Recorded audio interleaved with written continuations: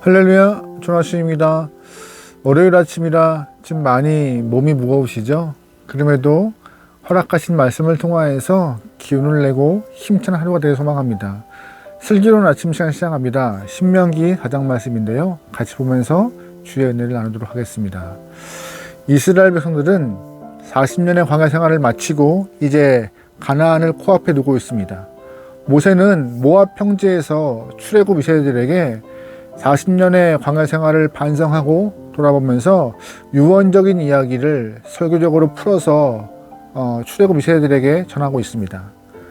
가나안에 들어가서 광야 생활을 회상하며 잘못한 것들은 피하고 승리한 삶을 살아라 라고 말씀을 전하고 있는데요. 가나안 땅에 들어가 하나님의 백성답게 하나님의 사람답게 살아가는 방법을 모세가 본문을 통하여서 세 가지 표현으로 하고 있어요. 그 첫 번째가 무엇이냐? 바로 순종하라입니다. 1절과 2절 말씀입니다. 이스라엘아, 이제 내가 너희에게 가르치는 규례와 법도를 듣고 준행하라. 그리하면 너희가 살 것이요 너희 조상의 하나님 여호와께서 너희에게 주시는 땅에 들어가서 그것을 얻게 되리라. 내가 너희에게 명령하는 말을 너희는 가감하지 말고 내가 너희에게 내리는 너희 하나님 여호와의 명령을 지키라. 아멘. 가나안 땅에 들어간 이후에 이스라엘 사람들이 가져야 될 삶의 모습은 바로 하나님의 명령대로 살아라 라는 것이 모세의 첫 번째 당부였습니다. 하나님 백성들이 형통을 경험할 수 있는 좋은 비결은 하나님이 허락하신 명령을 지켜 행하는 것입니다. 하나님의 백성들이 갖고 있는 특징 중에 하나가 세상 사람들은 알지 못하는 형통의 방법, 즉 말씀을 부여받은 것이에요. 그 말씀은 그냥 우리에게 징표와 같이 부여된 것이 아니라 그 말씀을 지켜서 하나님 백성다운 삶을 살아내라고, 그 삶을 통하여서 하나님이 우리에게 축복하시고 더할 것은 더하신다고 허락하신 은혜의 말씀인 것입니다. 그런데 중요한 것은 2절 말씀에 가감하지 말라라고 되어 있어요. 허락하신 그 귀한 말씀을 우리가 때때로 임의에 따라서 가감하고 있다는 것이죠. 내 감정 때문에, 상황 때문에, 또한 어쩔 수 없다는 그러한 변명을 통하여서 말씀을 축소하거나 또한 빼버리거나 내가 지킬 만한 것들만 지켜낼 수 있는 그런 성도가 아니라 온전하게 말씀을 받아서 온전하게 지켜 행하는 모습으로 하나님께 순종을 다하는 모습이 바로 이스라엘 사람들이 가나안 땅에 들어가야 될 가나안 땅에 들어가서 지켜야 될 모습이라고 모세가 말하고 있죠. 이 말씀은 우리에게도 동일하게 주어지는 말씀입니다. 하나님은 우리에게 이 땅에서 성도로서 가져야 될 모습은 말씀을 아는 대로, 알고 있는 그대로 순종하는 것입니다. 임의로 빼거나 강함하지 않고 받은 말씀 그대로 순종하여서 주님께 기쁨 되는 것, 그 모습이 이 땅에서 우리가 살아가야 될 첫 번째 모습임을 기억하면서 여러분도 여러분에게 받은 말씀, 알고 있는 말씀들을 순종하며 지켜낼 수 있는 귀한 여러분의 삶이 되면 좋겠습니다. 두 번째, 모세가 가나안 땅에 들어가서 새로운 삶을 살게 될 출애굽 이스라엘들에게 하고 있는 말은 무엇이냐? 지켜 행하라입니다. 앞에 순종하라와 많이 비슷한 것 같지만 조금 더 센 모습으로 어감을 갖고 있는 것이 지켜 행하라입니다. 6절과 8절 말씀입니다. 너희는 지켜 행하라. 이것이 여러 민족 앞에서 너희의 지혜요 너희의 지식이라. 그들이 이 모든 규례를 듣고 이르기를 이 큰 나라 사람은 과연 지혜와 지식이 있는 백성이로다 하리라. 우리 하나님 여호와께서 우리가 그에게 기도할 때마다 우리에게 가까이 하심과 같이 그 신이 가까이 함을 얻은 큰 나라가 어디 있느냐. 오늘 내가 너에게 선포하는 이 율법과 같이 그 규례와 법도가 공의로운 큰 나라가 어디 있느냐. 아멘. 무슨 말이에요? 하나님은 이스라엘 사람들에게 이 큰 율법과 공의, 하나님의 귀한 말씀을 주었고 그 말씀을 받은 너희는 그거를 꼭 순종을 넘어서 어떻게든 지켜 행할 수 있는 그런 열정을 갖고 살아가라고 말하고 있는 것입니다. 이스라엘 사람들은 하나님 백성이에요. 하나님의 백성은 하나님이 너무나 이뻐하는 민족이기도 하지만 분명한 것은 사명과 본분이 있다는 것입니다. 사명과 본분을 갖고 가나안 땅에 들어가는 것이고, 가나안 땅에서 허락하신 그 사명과 본분을 지켜내어 하나님의 마음을 기쁘게 하기 위해서 선택받은 민족이라는 것이에요. 본분과 사명이 뭐예요? 단순히 그냥 이 땅에 있는 것과 같이 조금 더 밭을 넓게 만들고 집을 크게 만들고 소유를 풍족하게 하는 것이 이스라엘 사람들이 가나안에 들어가는 사명이 아닙니다. 이스라엘 사람들이 가나안 땅에 들어가는 목적은 이 땅의 방법이 아닌 하나님의 방법, 말씀을 지켜내어 가나안 땅을 이 땅에도 없는 유일한 하나님 나라, 말씀으로 통치될 수 있는 하나님 나라, 하나님을 왕으로 모시는 백성의 나라가 되도록 하나님은 그들을 특별히 부르신 것이고, 그 나라를 완성하기 위해서 사명과 본분을 품고 가나안에 들어가는 것이 이스라엘 민족인 것이죠. 이스라엘 사람들의 가장 큰 목적은 바로 이 사명과 본분을 지켜 행하는 것이에요. 뜻을 따라서 하나님 말씀을 받아들고 가서 행하는 것입니다. 그러기에 하나님 백성에게 주신 그 명령은요, 우리에게 흘러가는 것이 아니에요. 그냥 유행에 따라서 지나가는 말씀이 아니라 꼭 지켜야 되는 것이고, 사명을 이루기 위해서 행해야 되는 것이 하나님의 말씀인 것입니다. 아브라함이 창세기에서 믿음의 조상으로 명명되기 마지막에 하나님이 허락하신 시험이 있습니다. 어떤 건지 아세요? 창세기 22장 보면은 독자 이상을 모리아산에서 번제물로 바치라는 것이었습니다.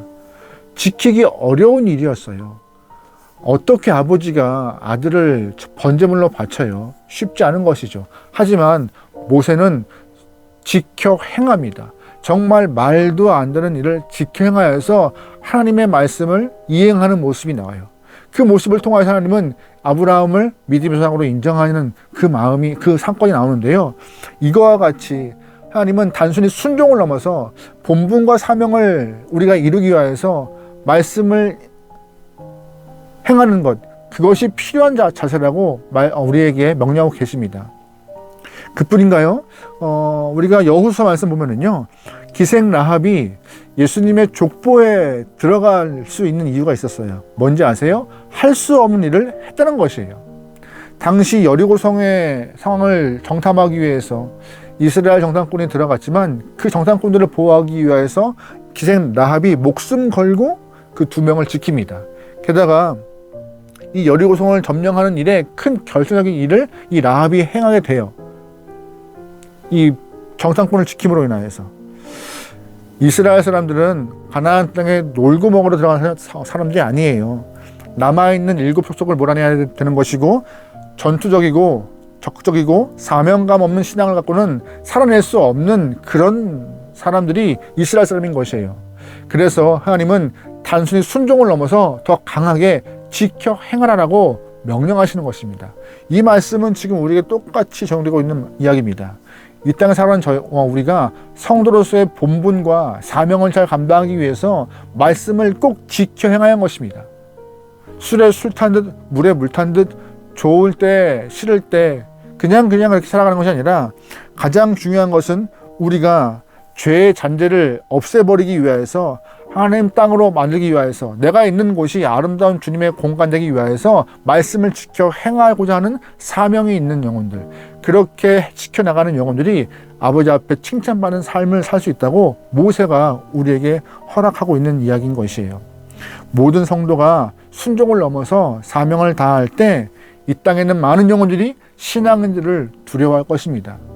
그 두려움은 오히려 하나님을 향해 갈 수 있는 좋은 발판과 방법이 될 수 있는지라, 여러분과 제가 우리의 공간에서 사명을 다할 수 있는 귀한 생명력이 있는 신앙인, 말씀을 지켜 행할 수 있는 귀한 영혼들을 소망합니다.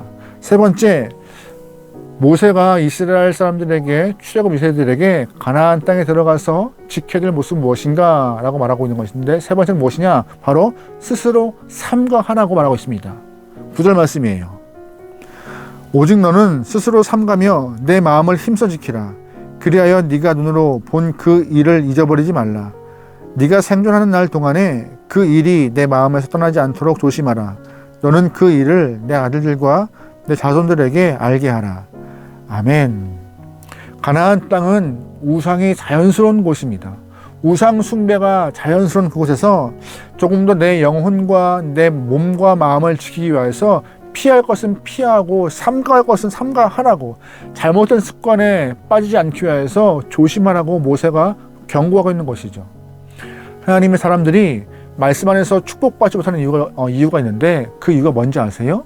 하지 말라고 하는 것을 꼭 하기 때문이에요. 하나님이 말씀 안에서 하지 말라고 명령하신 것은 그 이유가 있기 때문입니다. 죄의 길에 서지 않기 위해서 성도들에게 정지선을 부과하고 있는 것이에요. 이스라엘 사람들은 40년의 광야 생활 동안에 실패를 많이 경험했어요. 그 실패만 잘 떠올려도, 실패를 떠올리면서 가나안 땅에 들어가 실패만 피해 살아도 승리의 삶을 살 수 있다고 모세가 안내하고 있는 것이죠.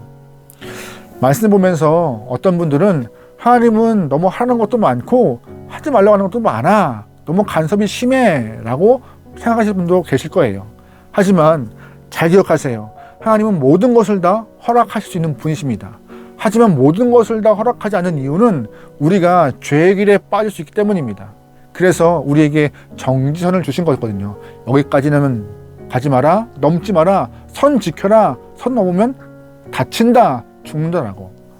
우리가 죄의 길에 서서 망하는 것을 보지 않기 위해서 하나님은 스스로 삼가하고 정지하고 지켜라고 말하고 있습니다. 여러분, 그러기에 이 말씀을 통하여서 우리도 삶에서 하나님이 금지하신 것들 넘지 않고, 선을 넘지 않아 우리의 영혼을, 우리의 삶을, 우리의 본분을 잘 지켜낼 수 있길 소망합니다. 오늘 본문에서 모세는 3가지 말하고 있어요. 순종하라, 좀 더 강하게 지켜 행하라, 그리고 스스로 삼가하라.